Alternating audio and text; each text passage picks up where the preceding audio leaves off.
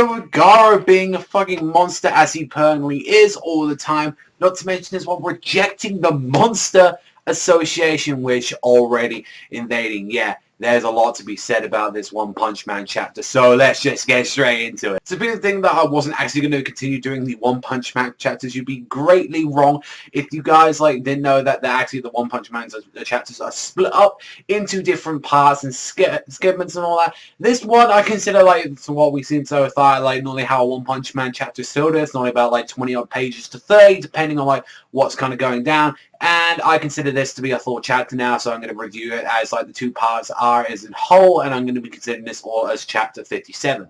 Now, I got to say from the start of this chapter where we got to see Metal Bat, that front cover already. It's just him with his little sister covered in blood. All the hair slick back. I mean, I do the hair slick back sometimes, but it ain't as cool as Metal Bat. I can definitely tell you that straight away. And even when he was saying oh, well, I need to get straight back out there as the Elder Centipede is literally destroying everything still, and his little sister's just strong enough. At this point, I think with Metal Bat is he was so knocked out at this point. He had the tiniest hit was the thing that just to knock him out, and it's his little sister hits him the slightest as he goes out, and he literally lands flat on his ass like that. Just right there, and it's oh, that's a bit of the problem right now, and it's yeah, might have to do something about that. And he's just this piece of shit, slimeless, horrible, I think it was sludge jellyfish or something was oh, I'm gonna do some stuff, and laugh and saying I can't wait to do stuff to fucking Garou coming out of nowhere, punching him, just exploding. He's I hate being served. What the fuck do you guys want? And he's oh, yeah, we're not your enemy though, Garou. We're here, to give you an invitation to the Monster Association. It's just hey, follow us and we'll guide you to base. And immediately it's just rips up. I ain't got no interest in you guys. Get out of here. Go away. I may want to be the bad guy, but I don't care what you guys are. And this Phoenix just disappears. He's oh, he'll come to us eventually and all that. He won't do it. And you know what the first thing he said when he saw these bastards and all that? It's yeah, these guys are just fucking disgusting. Get away from that. And honestly, I don't know as well. Maybe he saw that whole thing of Metal Bat, but honestly, that could be a little bit a sign of respect there as well for him. He's you know what? For Metal Bat, he kind of gave me a little bit of stuff there. I do respect him and all the stuff he kind of went through. That's the thing, though. It's seeing that Metal Bat had to go through, going against the Elder Centipede, a dragon level, and then immediately going to, Garou. I still think that's a kind of unfair fight. I still don't think, either Metal Bat and his full strength could have beat Garou, but even still, that was an unfair, fight that he had to go against. He had to fight against Elder Centipede and that, and Garou, not to mention as well that he actually, fucking continued, he got back up again. That's some respect to Metal Bat, because every opponent we've seen so far right now in the Murata manga, everyone's been knocked clean out. He's the first person we've seen to actually get back up. That's some tenacity right there, and I respect that from Metal Bat. And then we get to see more of the Monster Association. We get to see, that worthless piece of shit, Rhino, and they're, saying, yo, Rhinoceros Man, we're out of here. We need to bust out of here right now. We need to make sure that none of this shit happens. And he goes and bails with the fucking Elder Centipede. And I gotta admit, Beaufoy, or I should say Metal Knight, he was actually trying to do it. He was clamping on the Elder Centipede just to make sure. He's I'm not letting you guys get away. I am not having any of this shit right now from you guys. This is unacceptable. And it's that's honestly a pretty interesting chat. But whilst this is going down, the Monster Association, from what we've seen of all their people, decide to send all of them at once. This whole plan that they got. And that's the thing, you think oh, these guys aren't exactly terrifying or that, because all of them were tiger level. We saw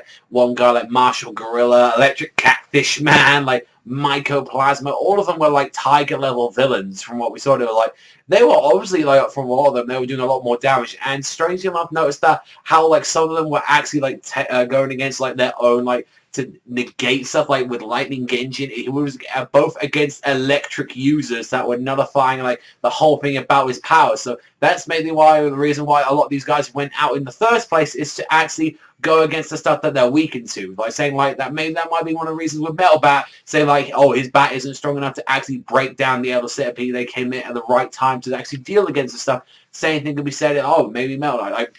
Maybe they planned exactly, okay, this is where these heroes go around in these sectors. this is what they're going to do. Right, guys, you go here. You're best to go against him. You're best to go against that. And that's what they want as well. Like, they know, like, maybe, like, Garou's there. It's like, hey, let's get this piece of shit jellyfish man as well, like, here, who could actually take a hit from Garou and regenerate. Like, maybe that was a lot of their plan. And that, if that's the case, the Monster Association definitely did a good plan.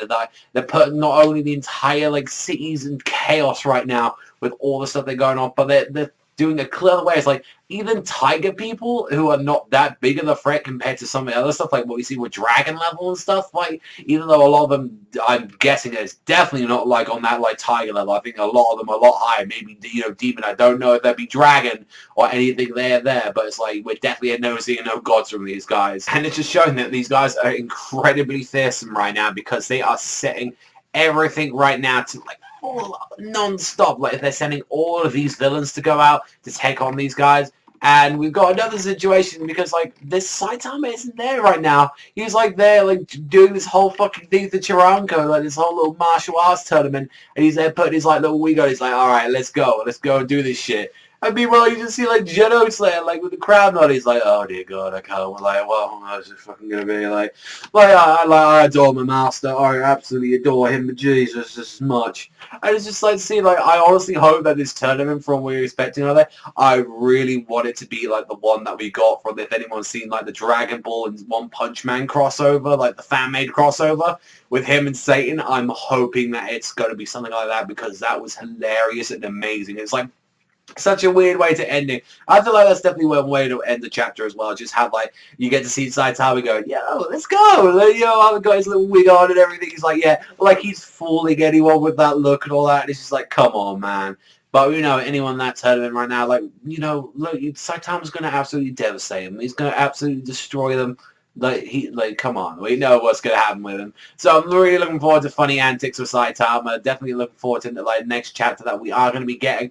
Overall, just a blast of the chapter, honestly. Like, from what we got to see of, like, with Garou, like, honestly, just ejecting the Monster Association just straight away. Not to mention as well, like, I laugh a bit when I saw Metalback just go down to his little sister of all people. Like, and then, like, after everything he's gone through, like, it was pretty much just his spirit that was keeping him going. Like, his body was already gone at that point. Like, it was, like, on some fucking, like, although more comedic level and all that, he wanted to be, like, a wannabe Whitebeard, like, on that stuff. Like, he wanted to make sure, like, the spirit, like, you know, the body, like, person may have died, but the body stays strong and stays standing. Like, he's trying to do some manly stuff like that.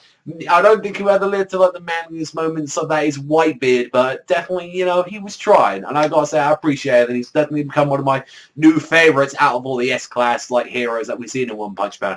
Overall, just great chapter. Had a lot of fun with it. Not to mention as well, definitely bringing in the suspense with Garou and the Monster Association. Definitely showing where it's leading into more bigger things now. And I'm very looking forward to seeing more of the Murata manga later on in the future. Definitely going to give this one an 8 out of 10. Really enjoyed it, like these past couple of chapters. So let me know what you think in the comment section down below. What do you think about this chapter of One Punch Man? But that is all from me, everyone. So thank you for watching as always. And I'll catch you guys next time.